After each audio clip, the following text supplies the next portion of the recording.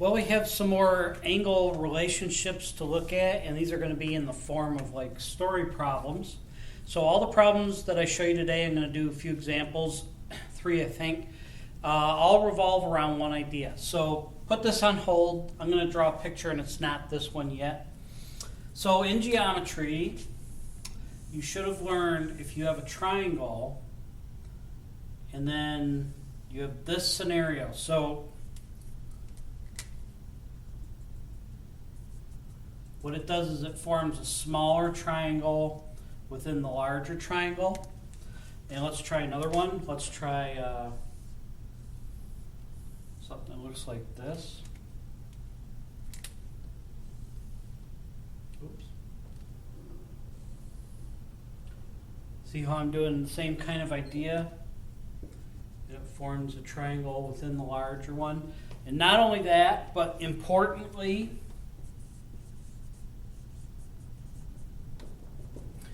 see how these two are parallel? Like this it shares 2 of the same sides, and the third side are parallel. They share 2 of the same sides, and the third side is parallel. Specifically, when you have that scenario, these are similar triangles. And what that means from geometry is if you take this and split it, so see the big one?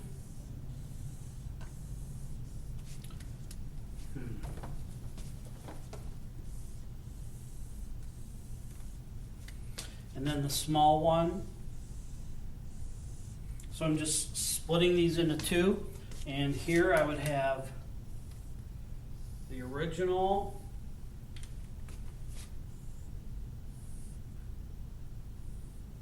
and then the smaller version. I'm splitting them. So what's true, let's call this big 1, big 2, big 3. This is a right triangle, but they don't have to be. And this is small 1, small 2, small 3. Let's do the same thing here. Big 1, big 2, big 3. Small 1, small 2, small 3. Now, very important, notice how I'm going in the same order. The 1s, the 2s, they're in the same corresponding location. Same thing here. So in geometry, you should have learned, let's take this. You could do it all kinds of ways. You could do it like this. This is to that as this. So see how it's big 1 over big 2? Then that'll be this. It'll be exactly equal to small 1 over small 2. Right? It's called proportionality. These triangles are proportional to each other. But you could do it all kinds of ways. I could do B3 over B1, big triangle 3 over big triangle 1, well, that would be the same as small 3 over small 1. Not only that, but I could say, I'm kind of running out of room here, I could say big 3 is to small 3 as, so this side is to this side, and then take your pick. Let's say I say B1 here is to S1. Now, all that has to be true is whatever pattern you start in the first fraction, you have to do it the same in the second fraction. So let me remind you of one I just erased.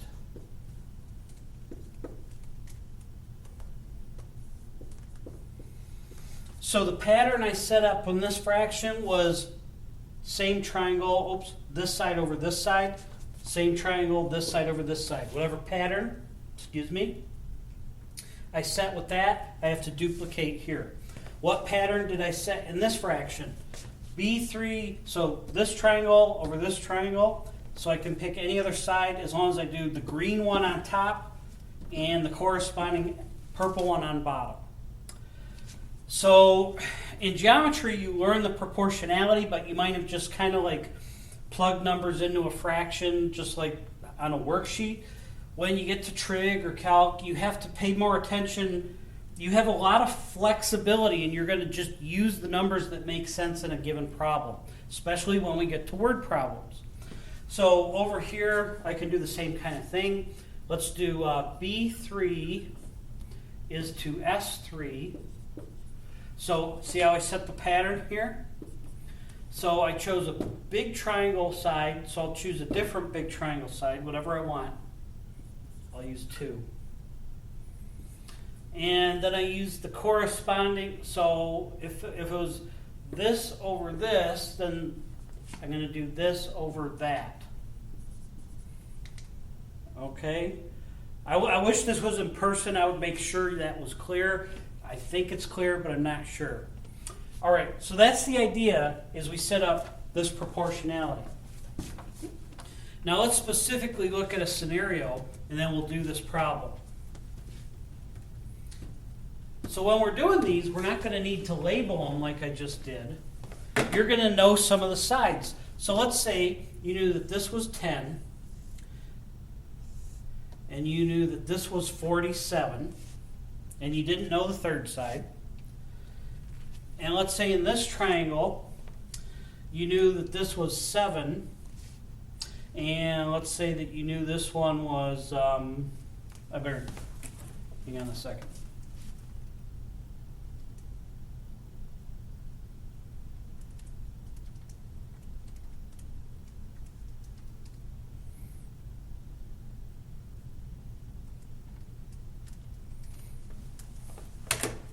Let's say that you knew this, this was 33.6. Notice those are different sides. So I could do a couple things. I could ask you to do that, to find that. I could ask you to find this, whatever I want. You just, well, let's just do it. Let's say that I ask you for this side. I want to know what that side is. So I'm not going to give you a formula. You shouldn't even be thinking of letters so much as the relationships. Look, big triangle, small triangle. See how this side matches up with this side? And see how this side matches up with this side?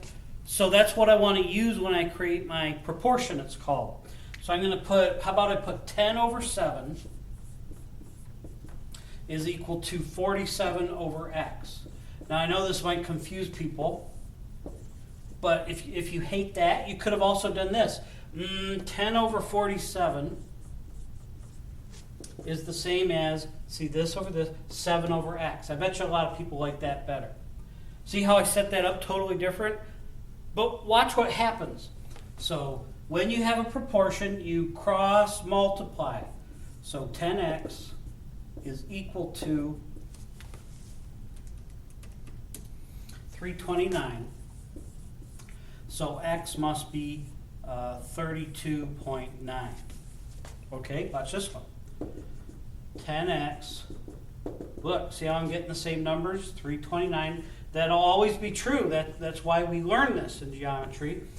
It doesn't matter how you set it up as long as you're consistent. So as long as you match the sides and set up your fraction, you'll be good. All right, let's see how that plays out. Excuse me.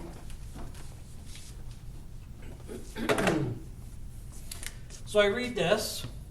A tower casts a shadow that's 180 feet long. Let's stop reading for a minute.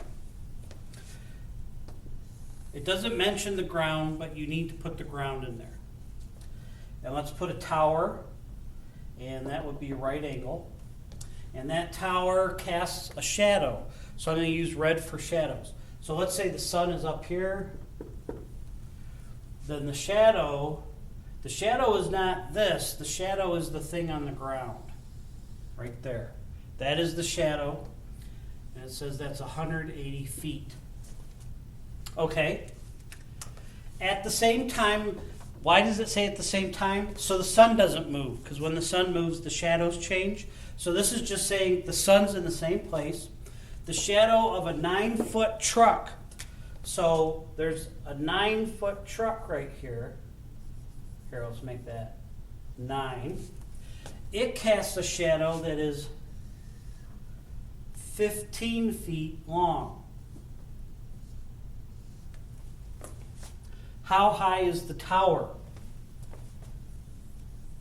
All right, so we got a tower, a truck that's 9 feet high. That casts 15-foot shadow. 15 feet shadow. And I know that the tower shadow is 180. And it feels like you should be able to figure it out. Well, if you connect the top of that tower to its shadow, see how I have that triangle within a triangle, and these are parallel? So we have that scenario. So let's do T over 180 has to be the same relationship as 9 over 15. See, the vertical one to the horizontal big equals the vertical to the horizontal small. That gives me a proportion, so I can cross multiply. Which is 1620. Divide by 15.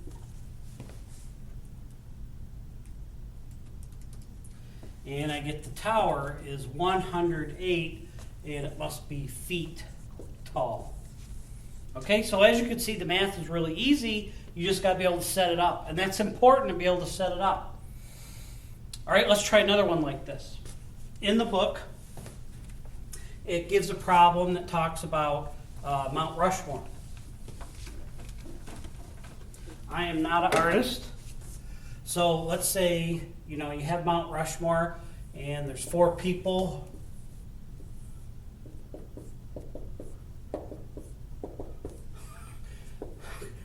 Okay, there's Mount Rushmore.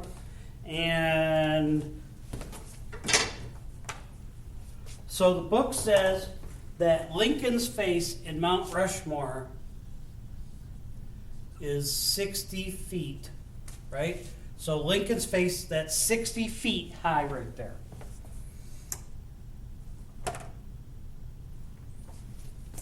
So then I'll just grab the book. This is number 62 in the book. So assume that Lincoln was 6.33 feet tall, and his head was 3/4 of a foot long. Now that's kind of weird, right? That's about 9 inches. No, it's not. That is, that's 9 inches. So it's saying his real head was about 9 inches high, and he was that total height. Based on his true proportions, this is actual, how big would his body be if you made his body in Mount Rushmore, right? Right? So we have the head and the head. So how do we do this? Well, we have the actual, let's call it Rushmore versus actual. We need a fraction for each one. So for Mount Rushmore, we have a 60-foot head over, I don't know for the body, let's call it B. And that has to be the same relationship as, let's see, head was on top, 0.75 foot head over a 6.33 foot body, right? So it's head on top over body on the bottom. Rushmore, actual. See? So it doesn't have to be triangles, it's proportionality. It's all the same kind of reasoning. Once I get this, I can cross multiply.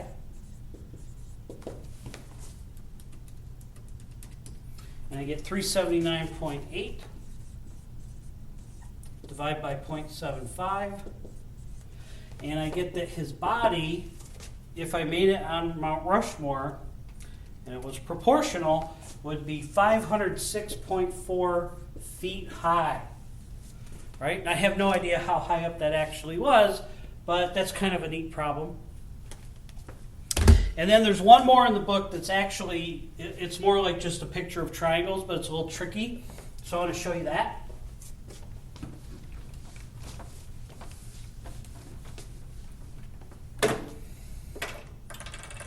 All right, so this one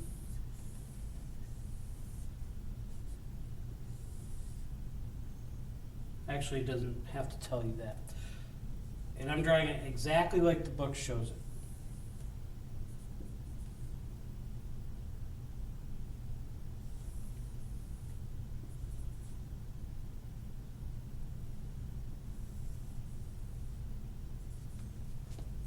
All right, so we're supposed to find M here.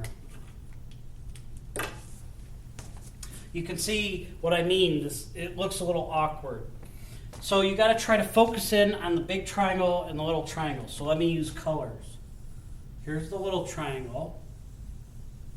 And I'm going to detach that. So I'm going to write these. You don't have to do these in your work, but mentally, you need to be able to do this. So this is saying that this is 75 and this is 80. Now this is not difficult, but a lot of people mess this up because they don't think carefully. Look, how long is this side? It's that 75 plus 5 more. That's 80. And M is, notice that's the whole distance. So it's all about the setup. Oh. Yeah, that's right. I was looking at these 80s and it was messing me up, but that's 75 plus 5. We're good. So we're not good. M is right there. Don't worry, I'll get it right eventually. So little triangle, 75 by 80. Big triangle, 75 plus 5 by I don't know, and then find the I don't know. If you can set it up, this is very easy. This is the hard part, setting it up. So let's do purple triangle. M is to 80 as little red triangle would be 80 over 75. So cross multiply. Divide by 75. And my answer is